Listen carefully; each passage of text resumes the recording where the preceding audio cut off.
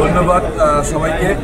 আজ আমি যে গোপালগঞ্জ সদর ২ আসন থেকে মনোনয়ন পেয়েছি, এই জন্য আমি সর্বপ্রথম আমার পরম আল্লাহর কাছে শুকরিয়া আদায় করছি এবং কৃতজ্ঞতা জ্ঞাপন করছি আমাদের বিএনপির চেয়ারপারসন বেগম খালেদা জিয়া, ভারপ্রাপ্ত চেয়ারম্যান দেশ নায়ক জনাব তারেক রহমানের প্রতি, এবং আরও কৃতজ্ঞতা জ্ঞাপন করছি বৃহত্তর ফরিদপুরের সাংগঠনিক টিমের প্রতি।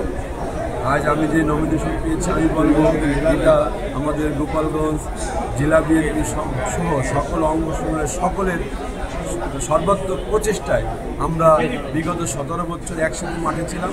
মাঠে থাকার কারণে আমরা আমাদের ভারপ্রাপ্ত চেয়ারম্যান জনাব তারেক রহমানের নির্দেশে গণতন্ত্র পুনরুদ্ধারের যে সংগ্রাম লড়াই, সেই লড়াইয়ে আমি আমাদের সমস্ত অঙ্গ সংগঠন নিয়ে আমাদের বিএনপির পরিবারকে নিয়ে মাঠে ছিলাম। সেই মাঠে থাকার কারণে আমার ভারপ্রাপ্ত চেয়ারম্যান জনাব তারেক রহমান আমাকে যে মূল্যায়ন করেছে, সেই মূল্যায়নে আমি যেন প্রতিদান দিতে পারি। আমি সবাইকে নিয়ে গোপালগঞ্জ জাতীয়তাবাদী পরিবার এবং সকল সাধারণ মানুষকে এবং অন্য ভিন্ন দলের মানুষকে সাথে নিয়ে আমি এবার গোপালগঞ্জ ২ আসনকে জনাব তারেক রহমানকে উপহার দিতে চাই। আমার সাথে যারা আছে তারা থাকবে এবং অন্যান্য সবাই আমরা ঐক্যবদ্ধ হয়ে কাঁধে কাঁধ মিলিয়ে সবাই আমরা একসাথে এগিয়ে যেতে চাই। আমি সবাইকে সাথে নিয়ে কাজ করতে চাই এবং আমি এই গোপালগঞ্জ ২ আসনকে আমার ভারপ্রাপ্ত চেয়ারম্যান জনাব তারেক রহমানকে উপহার দিতে চাই। ভোটারদের গান, আমাদের গোপালগঞ্জের যে সাধারণ ভোটার, এই ভোটাররা এতদিন পর্যন্ত কখনো ভোট দিতে পারেনি। আমাদের গোপালগঞ্জ, আপনারা সাংবাদিক, আপনারা জানেন হয়তো বা সিম্পল কিছু ভোটকাস্ট, তো বাকিটা তো আপনারা সবাই জানেন কী হতো। সাধারণ ভোটাররা এবার ভোট দেওয়ার জন্য মুখিয়ে আছে। সাধারণ ভোটাররা কী চায় যে তাদের এমপি যে হবে তারা গোপালগঞ্জেও থাকে।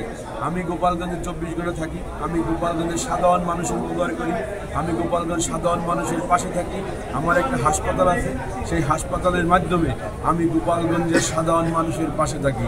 আমি গোপালগঞ্জের যে কোনো মানুষের বিপদ আপদে আমি তাদের পাশে দাঁড়াই, আমি তাদের কাছে ছুটে যাই। তাদের যে কোনো সমস্যা, রাত ২টে ৩টে কোনো সমস্যা নেই, যে কোনো সময় আমাকে ফোন করলে, আমাকে ডাকলে আমি তাদের পাশে যাই।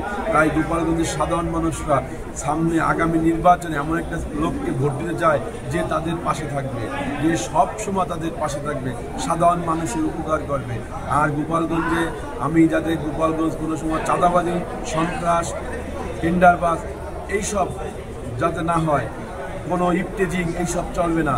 আমি সাধারণ সবাইকে সাথে নিয়ে আমি গোপালগঞ্জকে একটা মডেল আসন হিসেবে গড়ে তুলতে চাই। তাই সাধারণ ভোটার, আমি বিশ্বাস করি সাধারণ যে ভোটার আছে সে ভোটার আমাকে এবার ভোট দেবে এবং গোপালগঞ্জ ২ আসনকে এবার বিএনপি পরিবারকে উপহার দেবে। আমি বিশ্বাস করি, আমার তাদের প্রতি আস্থা আছে। তারা সবাই আমার সাথে থাকবে। আমাদের ভারপ্রাপ্ত চেয়ারম্যান জনাব তারেক রহমান আমাদের ২৬ তারিখে একটা মিটিং কল করেছিলেন। আমাদের ভারপ্রাপ্ত চেয়ারম্যান জনাব তারেক রহমান যে কথা বলেছে, যে আবেগঘন বক্তব্য দিয়েছে, সেই বক্তব্য শোনার পর আমরা সবাই হাত উঁচু করে আমরা ঐক্যবদ্ধ হয়ে তার কাছে আমরা ওয়াদাবদ্ধ যে আপনি যাকে নমিনেশন দিবেন আমরা সবাই তার পাশে থাকবো, আমরা ঐক্যবদ্ধ হয়ে তার সাথে কাজ করব।